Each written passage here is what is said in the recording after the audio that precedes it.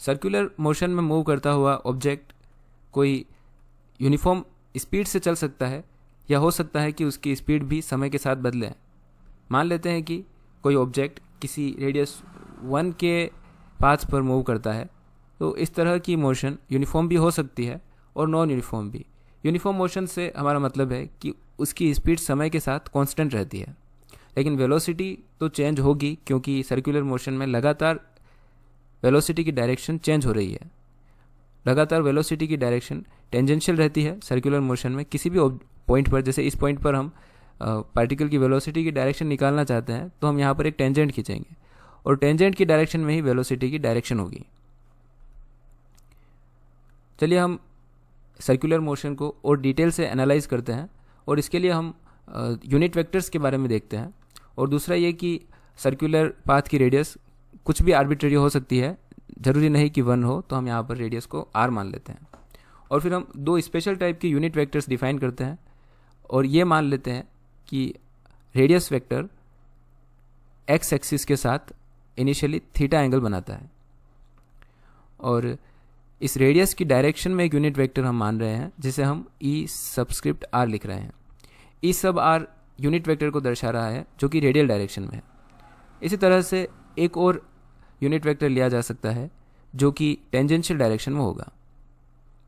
Tangent की direction में एक यूनिट वेक्टर हमने और लिया है, इसको हम ई सब टी लिख देते हैं। और ई सब r हमारे पॉजिटिव एक्स एक्सिस के साथ थीटा एंगल बनाएगा।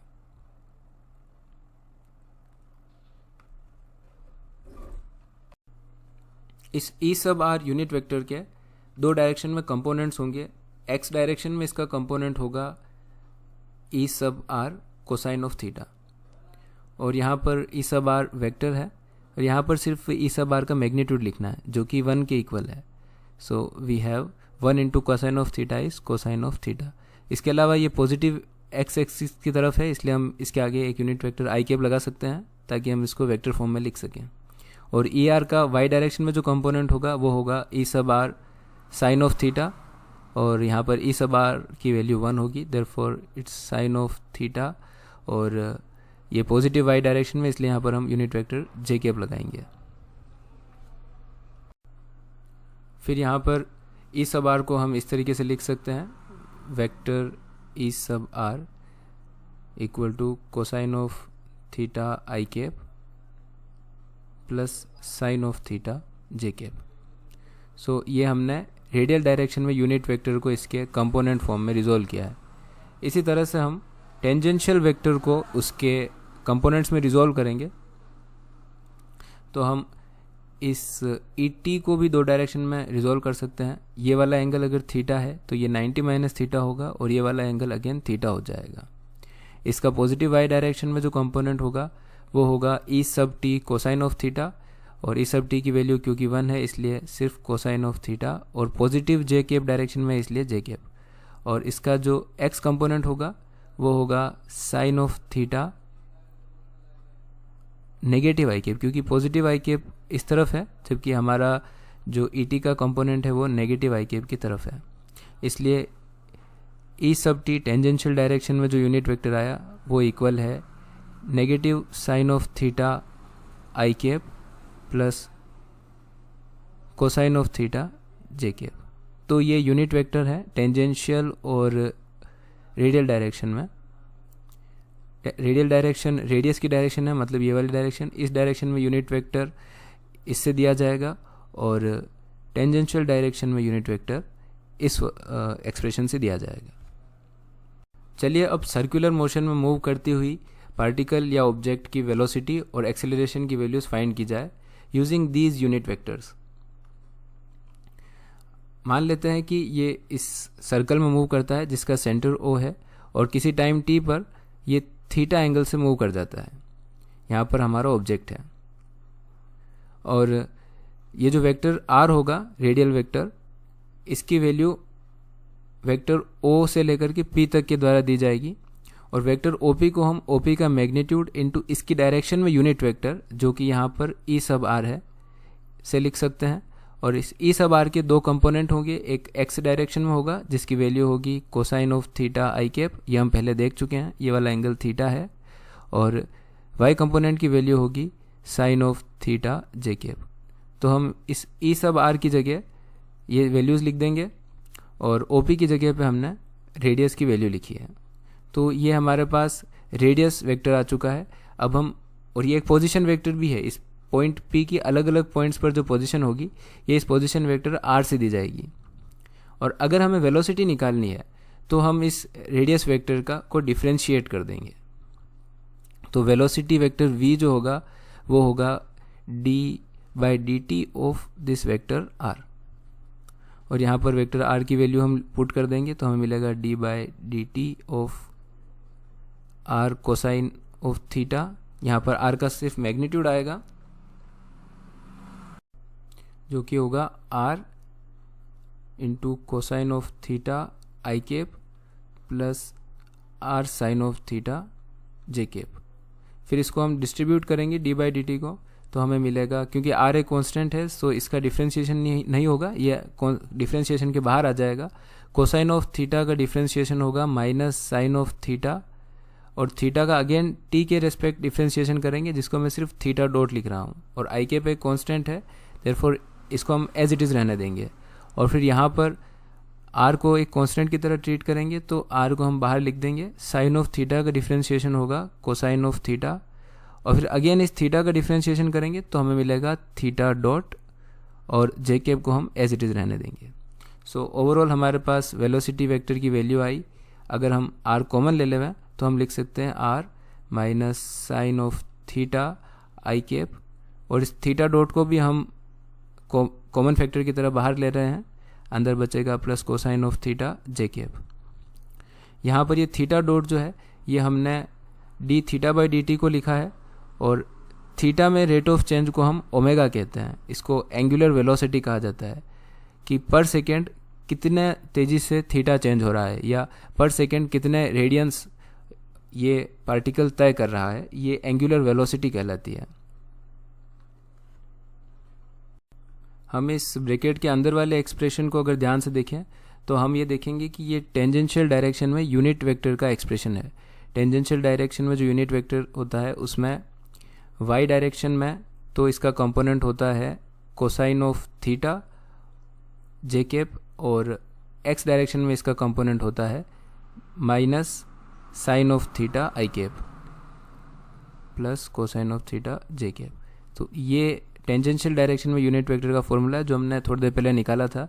तो ये अंदर वाला एक्सप्रेशन पूरा टेंजेंशियल डायरेक्शन में यूनिट वेक्टर बन जाएगा। तो हम इसको लिख पाएंगे v equal to r, theta dot को हमने ओमेगा नाम दिया है, और अंदर वाला पूरा एक्सप्रेशन टेंजेंशियल डायरेक्शन में यूनिट वेक्टर बना है। तो ये ई सब टी वेक्टर जो है ये सिर्फ हमको डायरेक्शन बता रहा है कि जो वेलोसिटी की डायरेक्शन है वो टेंजेंट की डायरेक्शन में होगी ईच पॉइंट पे। अगर इस पॉइंट पर आप वेलोसिटी की डायरेक्शन निकालेंगे तो इस तरफ होगी, इस पॉइंट पर वेलोसिटी की डायरेक्शन इस तरफ होगी, हर एक पॉइंट पर इस पर टेंजेंशियल डायरेक्शन में वेलोसिटी होगी।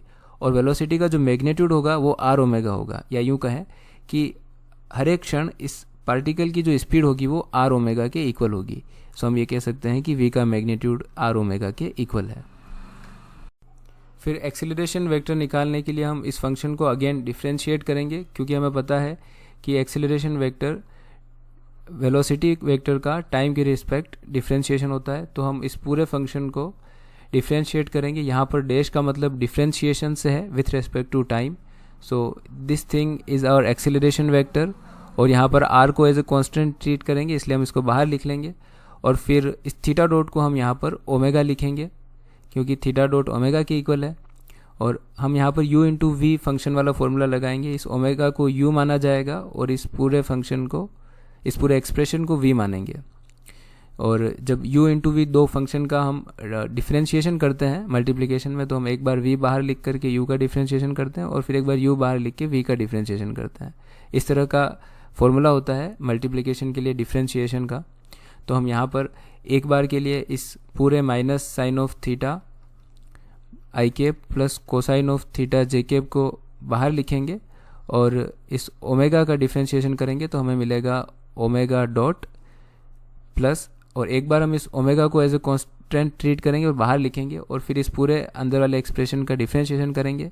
तो हम ये देखेंगे कि माइनस साइन ऑफ थीटा का डिफ्रेंशिएशन होगा माइनस कोसाइन ऑफ थीटा, और फिर थीटा को अगेन डिफ्रेंशिएट करेंगे, जिसे हम थीटा डॉट लिख रहे हैं। I cap as a constant treat किया जाएगा। कोसाइन ऑफ थीटा का होगा माइनस साइन ऑफ थीटा, और फिर थीटा का अगेन डिफ्रेंशिएशन होगा जो कि थीटा डॉट होगा, और जे कैप को एज ए कॉन्स्टेंट ट्रीट करेंगे। यहाँ हम यूनिट वेक्टर्स का यूज़ करके टेंजेंशियल और रेडियल डायरेक्शन में इसको लिख सकते हैं। ये जो पूरी वैल्यू है ये टेंजेंशियल डायरेक्शन में यूनिट वेक्टर का एक्सप्रेशन है, और यहाँ पर अगर थीटा डॉट को बाहर लिख लिया जाए तो हमारे पास बनेगा ओमेगा इंटू थीटा डॉट अपने आप में ओमेगा डॉट के इक्वल है, इसलिए जब हम इस थीटा डॉट को बाहर लिखेंगे तो ये ओमेगा बनेगा, और बाहर एक ओमेगा पहले से है इसलिए यहाँ पर ओमेगा स्क्वायर आ जाएगा। और अंदर का जो पूरा एक्सप्रेशन है cosine theta i cap plus sine of theta j cap, अगर नेगेटिव बाहर ले लिया जाए तो अंदर दोनों साइन प्लस के होंगे, और ये एक्सप्रेशन बनेगा रेडियल डायरेक्शन में यूनिट वेक्टर का। सो ओवरऑल हमारे पास आएगा acceleration vector equal to r into omega dot multiplied by e sub t minus omega square, और इस आर को जब इससे मल्टीप्लाई करेंगे तो आएगा omega square R E sub are. यहाँ पर इस आर ओमेगा डॉट को अगर हम थोड़ा ध्यान से देखें तो हम इसको रीअरेंज करके ऐसे भी लिख सकते हैं R D omega by d t, और फिर क्योंकि आर कांस्टेंट है तो इसको अगेन डिफ्रेंशिएशन के आगे भी लिखा जा सकता है d by d t of omega r, और हमने अभी थोड़ी देर पहले देखा कि ओमेगा आर की वैल्यू इसकी स्पीड के इक्वल है। So d by d t of magnitude of velocity और स्पीड एक ही बात होगी। सो ये पूरा expression d v by d t के इक्वल है। तो हम ये देख रहे हैं कि एक्सीलरेशन का जो टेंजेंशियल कंपोनेंट है वो यहाँ पर इक्वल है d v by d t के। सो एक्सीलरेशन का tangential component d v by d t है स्केलर फॉर्म में, और इस तरीके से एक्सीलरेशन का जो रेडियल कंपोनेंट है वो यहाँ पर इक्वल है माइनस ओमेगा स्क्वायर आर के। सो हमने यहाँ पर दो कंपोनेंट देखे एक्सीलरेशन के, एक तो है tangential which is d v by d t, और दूसरा है रेडियल जो कि है माइनस ओमेगा स्क्वायर आर। तो हम ये देख रहे हैं कि टेंजेंशियल कंपोनेंट तभी प्रकट होता है जब स्पीड में चेंज हो, क्योंकि rate of change of speed के इक्वल टेंजेंशियल कंपोनेंट है। सो अगर मोशन यूनिफॉर्म सर्कुलर मोशन है, मतलब स्पीड में कोई चेंज नहीं है और वी कांस्टेंट है, तो ऐसी कंडीशन में टेंजेंशियल डायरेक्शन में कोई एक्सेलरेशन नहीं होगा, और केवल जो एक्सेलरेशन देखा जाएगा वो रेडियल डायरेक्शन में देखा जाएगा। यहाँ पर नेगेटिव साइन ये बता रहा है कि ये वेक्टर ई आर के अपोजिट डायरेक्शन में है। अगर रेडियल डायरेक्शन को भी वेक्टर के साथ लिखें, सो अगर हम इसको रेडियल वेक्टर को भी रेडियल डायरेक्शन में एक्सेलरेशन को भी वेक्टर फॉर्म में लिखें तो यहाँ पर हमें unit vector e sub are और लिखना चाहिए। तो ये नेगेटिव साइन हमें ये याद दिला रहा है कि ई सब आर के अपोजिट डायरेक्शन में एक्सेलरेशन है। मतलब अगर सर्कुलर मोशन इस तरह से हो रही है और radial direction E sub are outward होता है, रेडियस के बाहर के वाली जो दिशा होती है उस डायरेक्शन में वेक्टर ई सब आर की डायरेक्शन होती है, और नेगेटिव ई सब आर का मतलब है कि सर्कल के सेंटर की तरफ जो डायरेक्शन हुई ये इस डायरेक्शन में रेडियल एक्सीलरेशन होता है, जो कि इक्वल होता है मैग्नीट्यूड में ओमेगा स्क्वायर आर के। इसको हम सेंट्रीपिटल एक्सीलरेशन कहते हैं क्योंकि ये सेंटर की डायरेक्शन में है। और अगर यूनिफॉर्म मोशन है तो सिर्फ यही एक्सेलरेशन होता है जो हमें देखने को मिलता है, क्योंकि स्पीड में कोई चेंज नहीं आता है। वेलोसिटी का मैग्नीट्यूड हर जगह सेम रहता है, इस वेक्टर की लेंथ हर जगह सेम रहती है, केवल इसकी डायरेक्शन लगातार बदलती रहती है, और डायरेक्शन के बदलने की वजह से हमें एक्सेलरेशन नज़र आता है जो कि रेडियल डायरेक्शन में होता है, जिसे हम सेंट्रीपिटल एक्सेलरेशन कहते हैं। हम यूनिफॉर्म सर्कुलर मोशन को और डिटेल से स्टडी करेंगे।